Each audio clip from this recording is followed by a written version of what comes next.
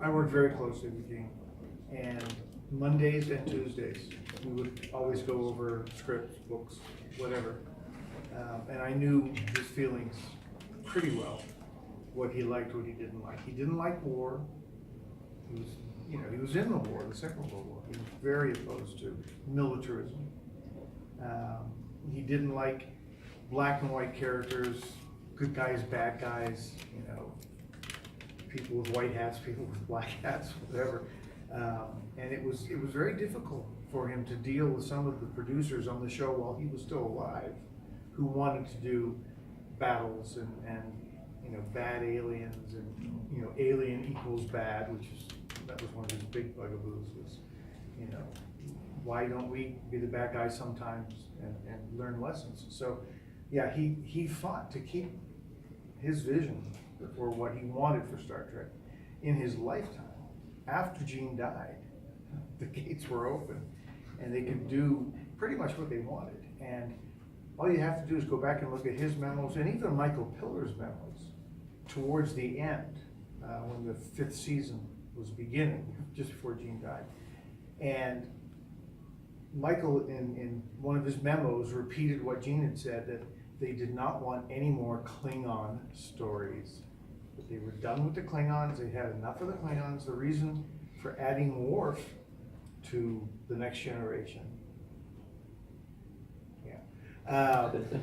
was that they wanted to say, yes, they're still Klingons, but they're now, at peace with us. And there never was a war with the Klingons, as Gene liked to point out. The Organians stopped them from ever having a war. So it's just gone crazy since he died. And the newest series, Discovery, once again, bad, evil Klingons and wars with the Klingons, battles with the Klingons, which is not what Star Trek was supposed to be. In fact, in the original series, there were only 3 episodes that featured Klingons. That was it. So yeah, it was disheartening for Gene when they were beginning to produce Star Trek: The Next Generation that so many scripts were coming in about fights with the Klingons, battles with the Klingons, wars with the Klingons. He was like, what? But it's because there was so much of it in the books. And Gene was always fighting the publication of the books because of so many problems. So Star Trek today is definitely not what Gene would have wanted. There's far too much conflict. We're not all one big happy family, which anybody who knows Star Trek knows that Starfleet's one big happy family, which the writers used to complain about because there was not supposed to be any internal conflict. Why would you have a naval vessel with people fighting each other all the time? It doesn't make sense now. Why would it make sense then in a better future? And you're hearing mostly Gene coming out of my mouth right now. So yeah, I have watched all of Discovery. I had a notepad, as I used to do when I was dealing with things for Gene, making notes on the very first episode. Before it was even half over, I had 4 pages of notes. And I just put it down, and I'm like, no, I'll just watch it. I'm enjoying the acting, I'm enjoying the production values, I'm not enjoying the over-the-top technology and alien races. It's not what Star Trek's supposed to be. Bad guys, bad aliens. So, yeah, it's not what I think he would have wanted, but there's very, very, very few people at this point who care what he would have wanted. Before I get to that, and you remind me of I think I absolutely agree with Richard. I must say, one of the things, as proud as I am of the work that we did on Deep Space Nine, I have to say that as we approached the end of the series, I felt a sense of disappointment that the culmination of 7 years of work was really a huge battle, war. And that seemed to me to be antithetical to the original concept of Star Trek, always striving for a more perfect world. And although I think it was well done, and I think that the development of the characters was terrific, I expressed it at the time, and I express it now, that it is a disappointment to me that that is the thing that is easiest for us to come to when we're talking about the human condition. War. It's the thing we're most used to. It's the thing that we live with in our world all the time. And it's unfortunate that we have to dramatize it in that way. The one thing that I don't even know if we disagree on this. One of the things about Deep Space Nine that I thought made it original, and unfortunately I never knew Gene Roddenberry, and I'm not sure how he would have responded to that aspect of it.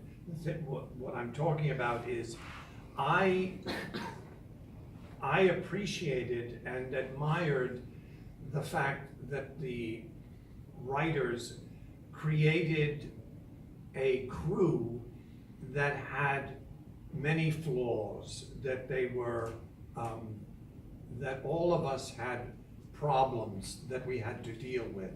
And there were often conflicts within our world. So in that sense, we may disagree. Because I think without that, you start to get into a situation where it becomes kind of repetitive and everybody's loves each other and everybody's happy and aren't we great and let's all go out and make the world a better place. That's the hope of Star Trek, and that's one of the gifts and the glories of Star Trek. But I think the human condition of conflict within societies and working it out, watching it become resolved is what made Deep Space Nine, in some sense, unique. In many ways, Star Trek, over the years, it evolved in ways, but in many ways it stays the same, and that can tend to be a problem. Now, to address your point, and we talked about this a little bit last night, Odo is a direct descendant of Spock in terms of the hierarchy of characters. I mean, and this goes back to the beginning of theater, Greek theater. I don't want to get too grandiose here, but Greek theater, commedia dell'arte, there are stock characters, and if I knew more about Japanese theater or Chinese theater, it's the same thing there.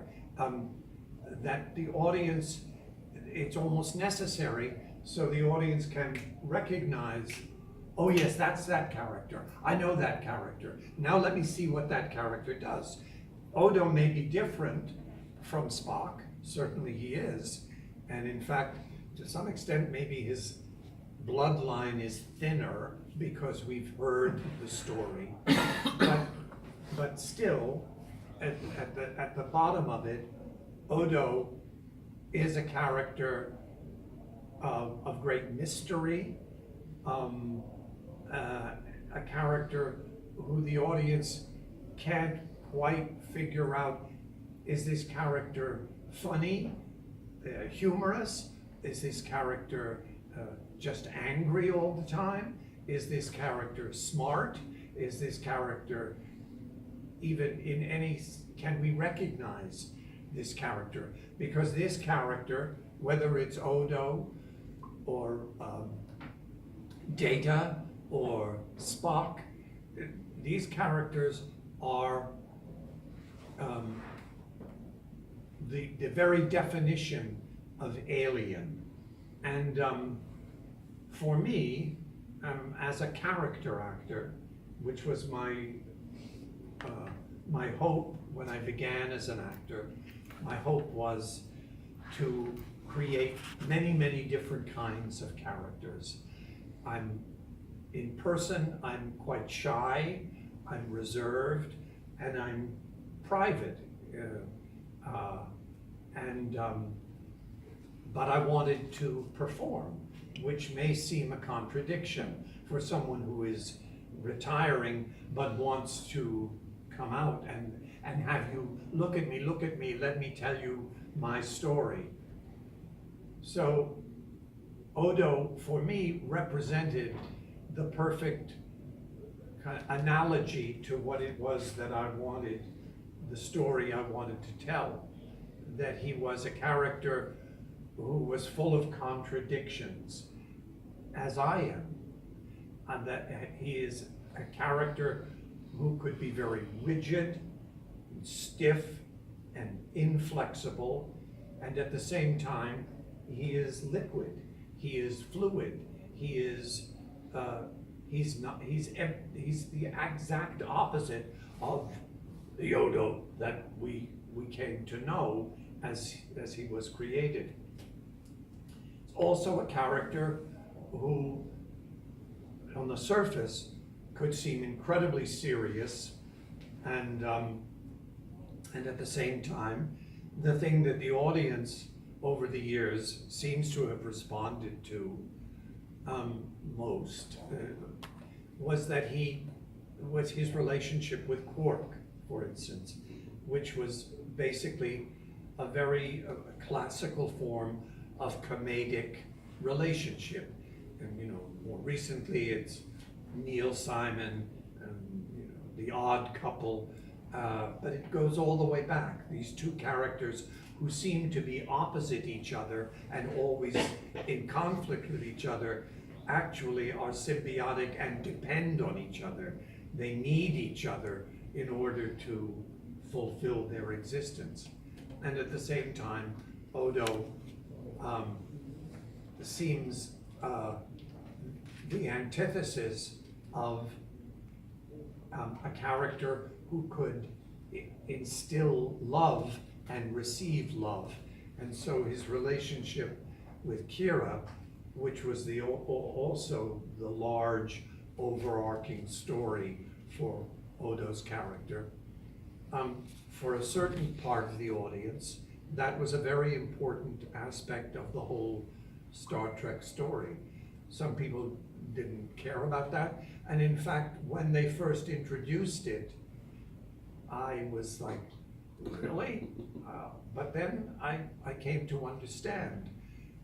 I'm a man who has been married to the same person, partnered with the same person for 55 years in October. 55 years, my wife Judith, who's upstairs, poor wife. So the character, I'm not sure I'm answering your question exactly. So the character had all these wonderful aspects which I embraced, and I was already, when I joined the cast of Star Trek and Deep Space Nine, I was already a mature actor. I already had a career that had gone on for many years, and I achieved a certain amount of success and recognition. And so for me, for the young actors in the show, I enjoyed it, and I was happy for them. It was the beginning of their creative careers. For me, it wasn't the end, certainly, because I did go on to do other things, but it was not in any sense like, oh, what is this going to make me a big star? Am I going to get more successful? So I never thought of it in that way. And in fact, I was, and then I'll stop talking. I'm going on too long. I was happy that I had the opportunity, just on a professional level, to create a character that was going to reach a very broad audience. And I said to my wife, and I was joking, but I said, Well, at least when I die, in the newspaper, if they write anything about me, it won't be, oh, that I did a sitcom called Benson, where I played a kind of a nitwit, a silly character. And I said, well, at least that won't be the whole picture of me, that this fulfills a larger image of the kind of work that I was able to create. So, I'm sorry I've gone. It was very happy. Can I Thank you. respond to one? Sure, now we'll get into it. The No. first time we ever went to a convention together, Germany. 25 years ago in Germany. I went on and I talked about the show, and I was very happy because it was new to me, and he knew everything. I knew nothing about it, and I was going on and on about how wonderful it was and how happy we were and how Gene Roddenberry loved the show, and then he came out on stage and said, he's wrong. Everything he just said. And I was backstage. I was going, what the hell is he saying? But we've since become really very dear friends. So, go So I was ahead. going to say that when Deep Space Nine began, the obvious difference for the writing staff and the producers was that they were finally allowed to do internal conflict. And it became, for the very first time in Star Trek, that the characters were what the stories were about, not the exploration of space. Yeah. They were in one place, they were dwindling. Yeah. Well, not until they got the Defiant. So, yeah, it became character driven, which was different, and they did it extremely well. It was not your father's Star Trek, but it was good. Right. And after they had done that for a while and they began Voyager, they tried going back to the old formula, but they kind of made a mistake by putting them on the other side of the galaxy. It's a long story. But yeah, they've tried to go back to the story-driven episodes as opposed to the character-driven episodes. But Deep Space Nine did that better than anyone. It really did.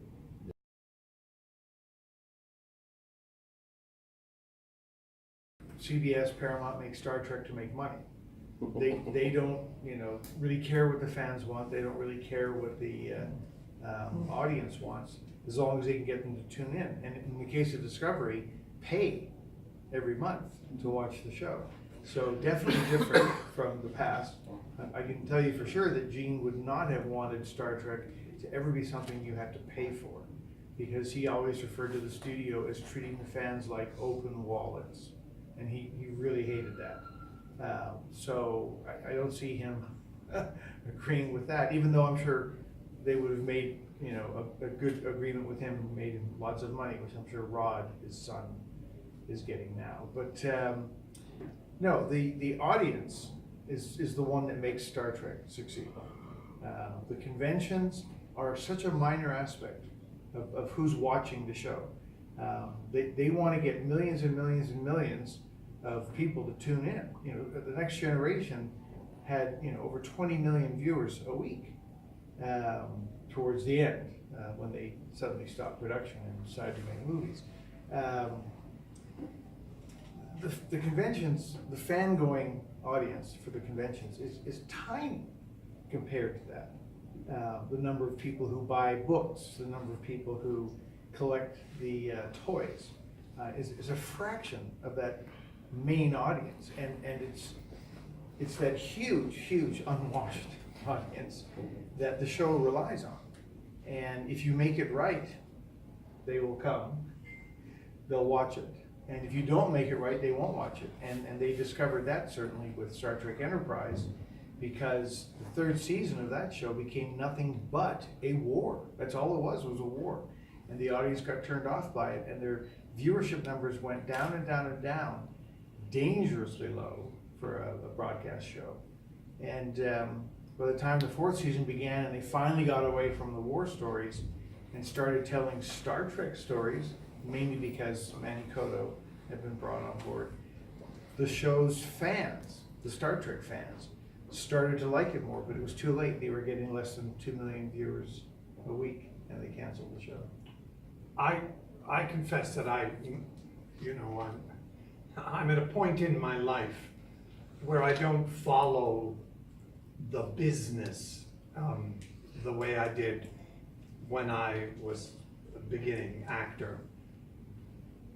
But I do know that the business has changed in extraordinary ways in the time, from the time that I started my first television appearance. And I'm just talking about television and film right now, not the theater, but which was has always been a very important part of my life as an artist. But so, if I can stay on track, so I don't understand the business now, and when Richard talks about the fact that the numbers go down, well, some of that is because the audience is retreating and not enthusiastic about the work, but some of it is also the nature of the way the business has evolved. There are so many more outlets, cable television. You know, when I began, there were three, in the United States, there were three places you would turn on your television, and that was basically where you would get your entertainment, and your choices were between those three. Well, we all know now that that is completely different. That's a part of it, but it's also that people now watch huge shows on a very small screen, or and so they have different devices, different ways of getting their entertainment. Sometimes it's from a game, sometimes it's from you know, something very small, and that's why in the movies we see movies now are bigger and bigger and bigger and bigger, and they're very rarely small stories. So I think that had an impact on the audience's involvement with Star Trek. I think also, I had a thought about this. It'll come back to me. When the audience is, I've lost the point I was going to make. It's going to come back to me because I felt, oh, I know what it was that the thing about the conventions and the audience and the fact that a convention, the thing that makes it, and to this day makes Star Trek unique, although now there are other forms of entertainment that can try and claim that, but it's the passion of the fans.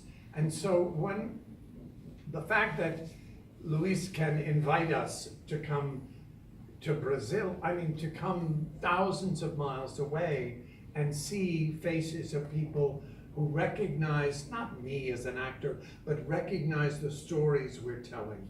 There is a kind of passion and a commitment.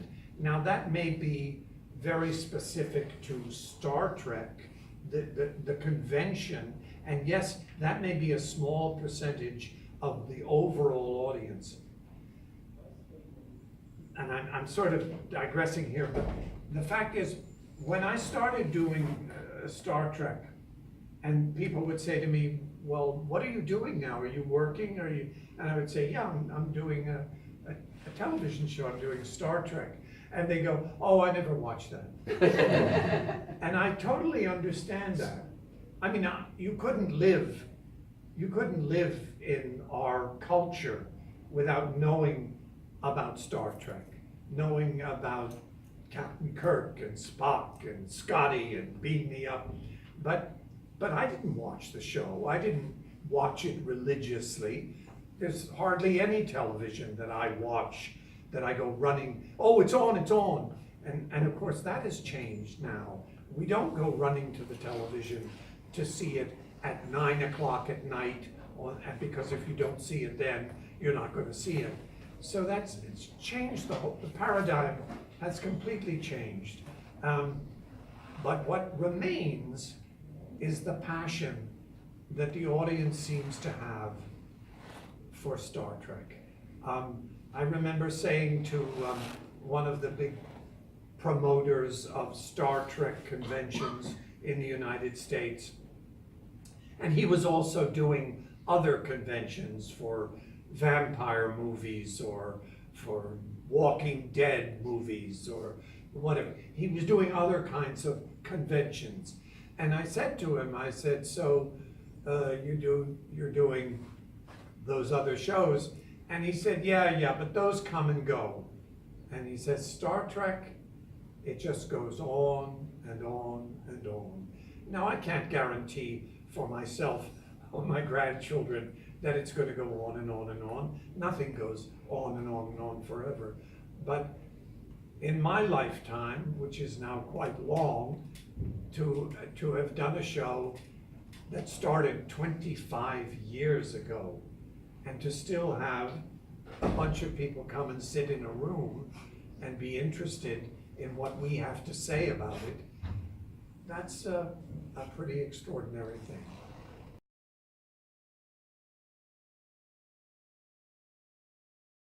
I have this sort of pat answer that I give about how much I influenced the character.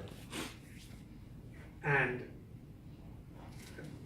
the sort of simplistic answer is that the writers, the creators, wrote the music, and I played the music for them, but it's my instrument.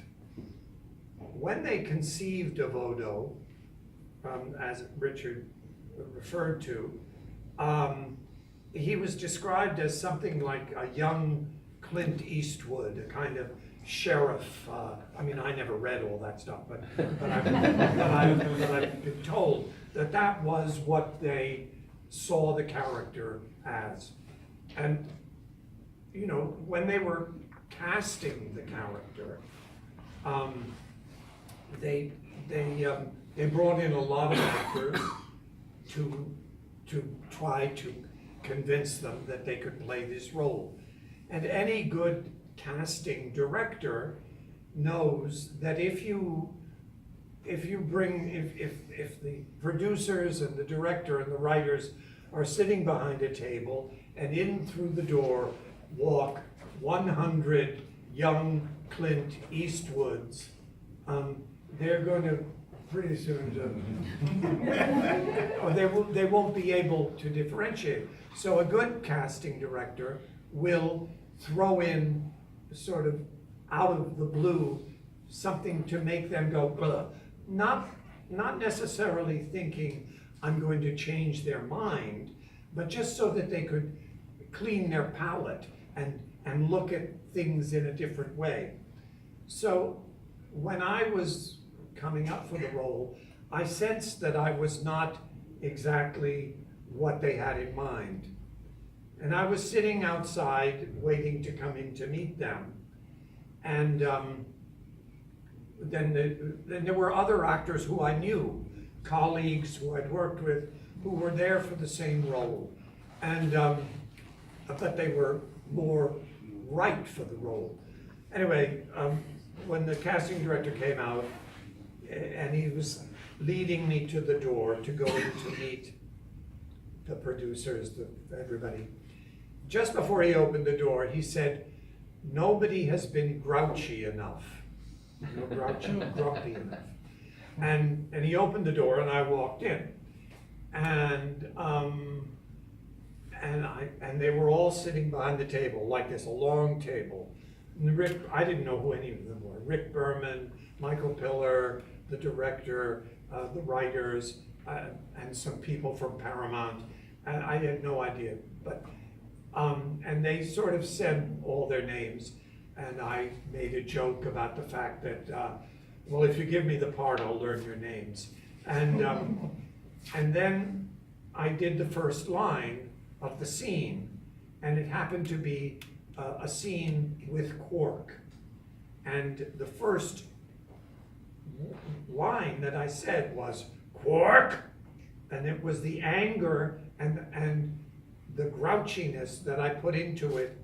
And when you're an actor in a room and you start to perform, you have a sense very quickly of whether the audience is responding to you, receiving it. It's not like they go, oh, he's perfect, let's have him. It's not like that at all. There is a sense of that they come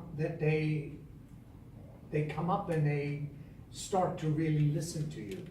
And I did the scene, and when I left, I thought, well, I did that about as well as I could possibly do it. I had to go back 4 more times, again and again and again, and to the point where the last time I went in, I said to my agent, this is it. I'm doing the same thing over and over again for them. I'm just going to convince them I can't play the part. So they better, they have to make a decision. And that was on a Friday. And I did the scene again, and I left, and my agent called and said, where are you? I'd gone back home, which was very close to Paramount Studios. And I said, I'm at home. He said, but they wanted you to come back in. They wanted you to do it again. And I said, oh, no. And they said, well, come back in Monday. And I said, let me think about it over the weekend. And then my young daughter called, and she's an actress, and she was performing somewhere out in the country. And she said, hi, Dad, how's it going? And I said, oh, this damn job. I really wanted the job. I thought it was a great character. I wanted the job. I said, but I don't know if I can go back in again.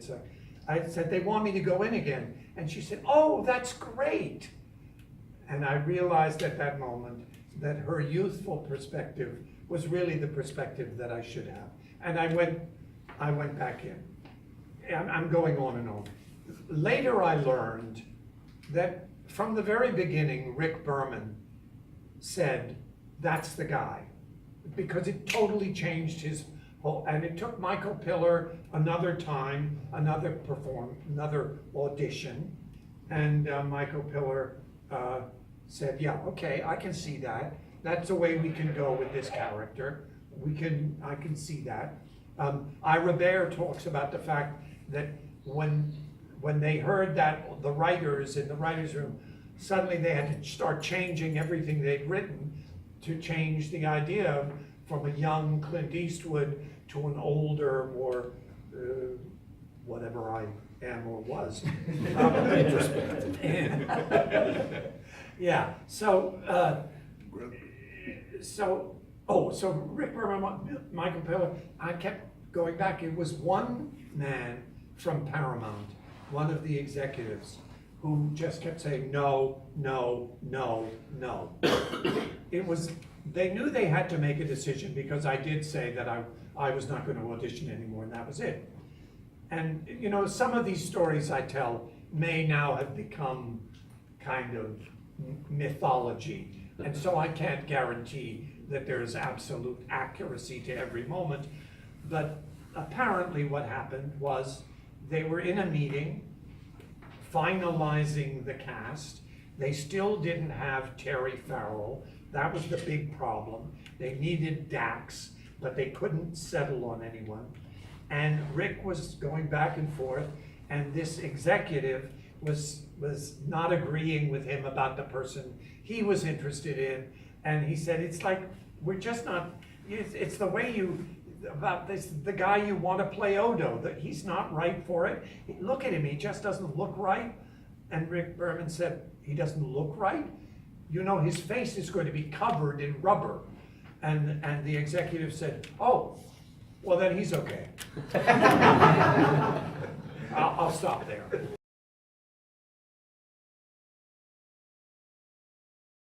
It got to the point, and actually now because the fans are so educated, it used to be that I could walk out on stage, and when we would open it up for questions, the person would raise their hand and they would start to say, how, and I would say 2.5 hours. I would just stop them.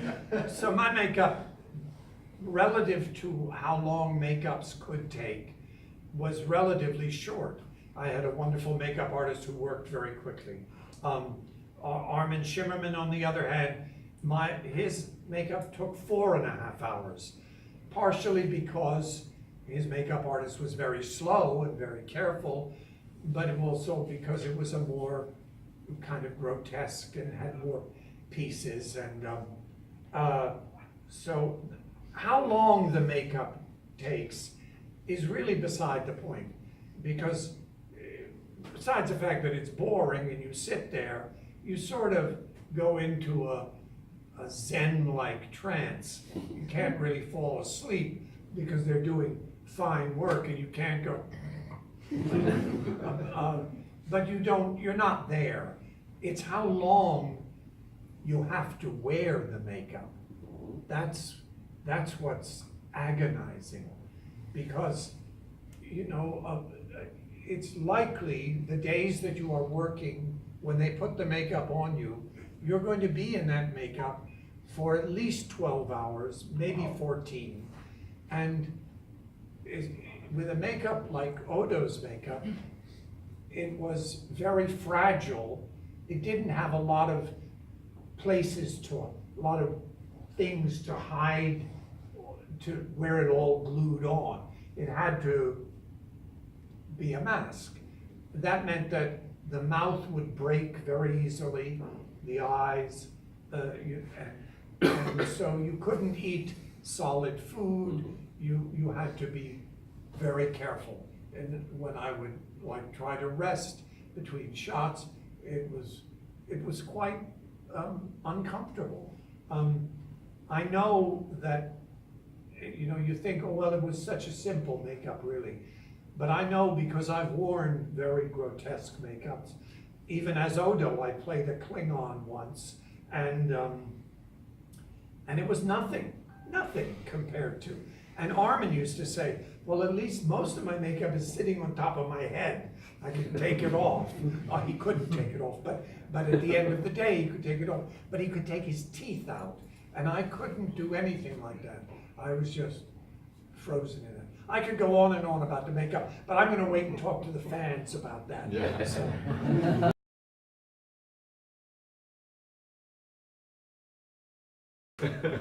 Well, you know, this man has been doing from the very beginning of conventions, so I'm sure you have a... How many of you were born after 1967?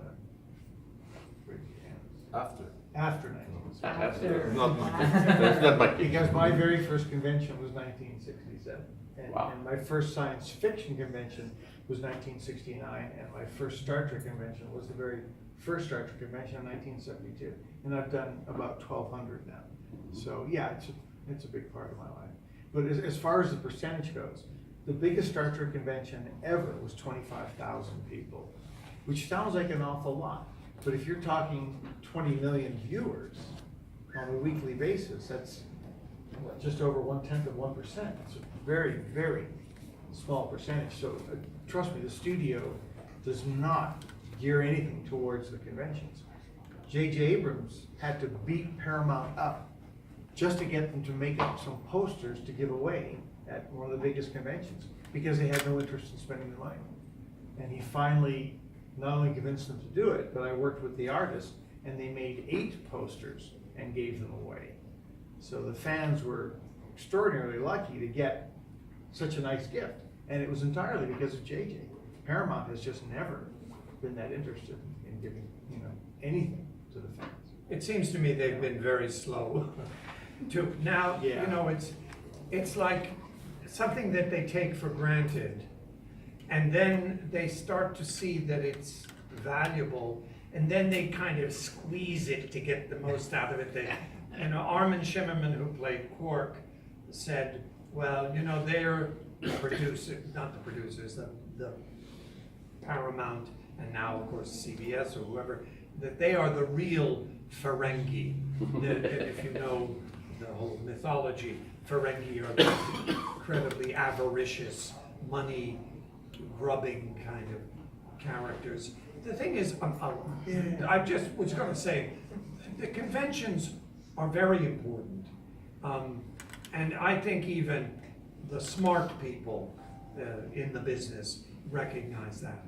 For us, we consider it the gift that keeps on giving, because not in a monetary sense, although that's true too, but the fact is, when you work in film and in television, you are working for a very focused audience, the lens of the camera. And unlike the theater, where you have intercourse, and I use that word, I mean it, you have an intercourse with the audience, that doesn't happen. And it's nice to have people in the supermarket say, oh, but that's not real, and that's in fact sometimes annoying. But to be able to actually meet the audience that makes your work possible is a huge gift. That's why actors continue to want to do it, and why I think that the hardcore fans continue to want to have that intercourse.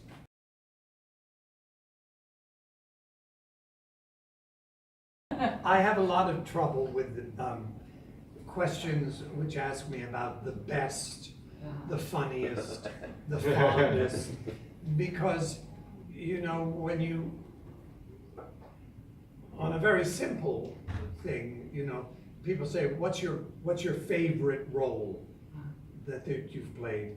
And I would usually say the one I'm doing right at the moment, because it is a love affair. It is you are absorbing something into yourself, and you are giving yourself over to it.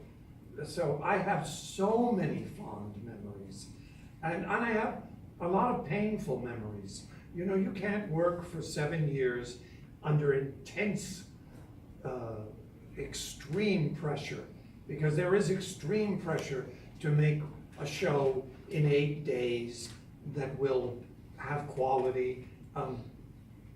So there are a lot of painful memories too, but mostly, frankly, fond memories.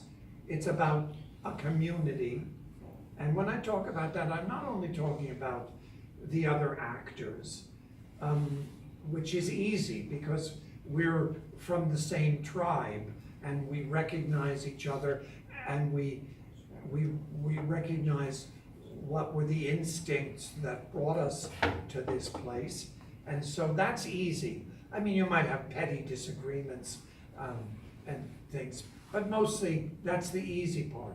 But the community of the people who you work with for 12, 14, or in the case of the pilot, 21 hours in a day, are the people who are dragging cables and putting the microphone on you, the person putting your makeup on, the person watching the script to make sure you say every word the way you're supposed to say it, the prop man who brings you, the person who puts food out for you. I couldn't eat it, but so there's a whole community, and that is, of course, my fondest memory is the community. So it's hard to say one moment. I suppose if we had a couple of drinks and we sat around, I would say, oh yeah, then that happened, and that might sound like my fondest moment. But my fondest moment was the community. Bom, queria agradecer a presença de vocês, a presença da mesa aqui. Thank you, everybody. E não se esqueçam que sábado agora os dois estarão lá fazendo suas performances para os fãs na convenção. Em nome da NovaFrota, obrigado pela presença.